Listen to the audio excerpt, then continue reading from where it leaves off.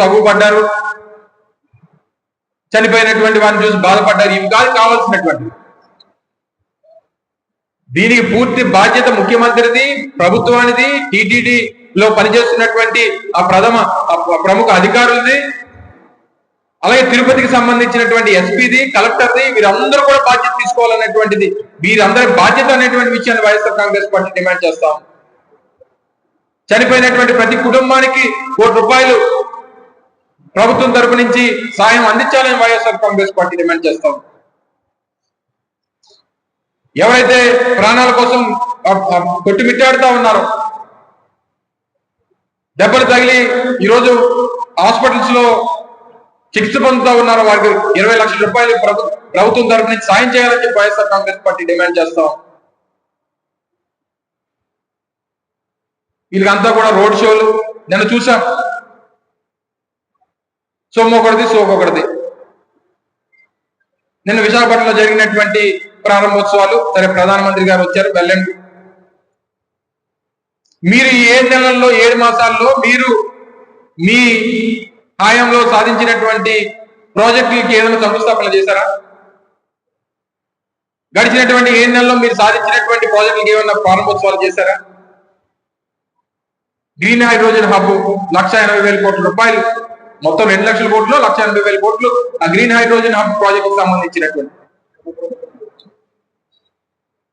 ఇదే విశాఖపట్నంలో అదే గ్రౌండ్ లో మార్చి 3, 4, 2023 గ్లోబల్ ఇన్వెస్ట్మెంట్ సమిట్, ఆ రోజు ముఖ్యమంత్రిగా జగన్మోహన్ రెడ్డి గారి సమక్షంలో నేను ఇండస్ట్రీస్ మంత్రిగా దేశంలో ఉన్నటువంటి ప్రముఖ పారిశ్రామికవేత్తలు అందరూ కూడా విచ్చేసి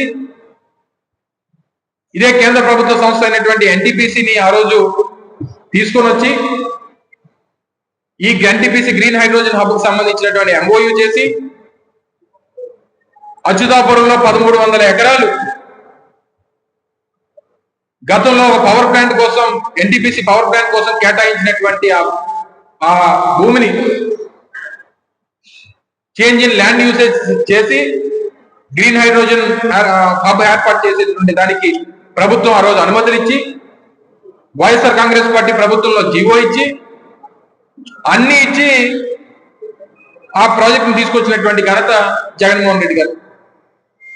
బల్క్నట్ పార్క్ జగన్మోహన్ రెడ్డి గారి హయాంలో తీసుకుని వచ్చాం. ఇదే తెలుగుదేశం పార్టీకి చెందినటువంటి యనమల రామకృష్ణ గారు అసలు ఆ బల్క్నట్ పార్క్ ఈ రాష్ట్రంలో పెట్టడానికి వీల్లేదని చెప్పి లేఖ రాశాడు. ఆ బల్క్నట్ పార్క్ పెడితే కాలుష్యం వస్తుంది, మా ప్రాంతం నష్టపోతుందని చెప్పి లేఖ రాసినటువంటిది తెలుగుదేశం పార్టీ. ఈ రోజు అది మేము తీసుకుని వచ్చామని చెప్పి డబ్బా కొట్టుకుంటా ఉన్నాం. కృష్ణపట్నంలో ఇండస్ట్రియల్ పార్క్ తీసుకొచ్చింది వైఎస్ఆర్ కాంగ్రెస్ పార్టీ, దానికి డబ్బా కొట్టుకుంటా ఉన్నారు. విశాఖపట్నం రైల్వే జోన్ కి భూమి కేటాయించి జనవరి 2వ తారీఖున భూమి కేటాయించింది వైఎస్ఆర్ కాంగ్రెస్ పార్టీ ప్రభుత్వం. 2024 జనవరి 2వ తారీఖున. నిన్నంతా చూసాం భజన, ఓ భజన భజన భజన, మోడీ భజన.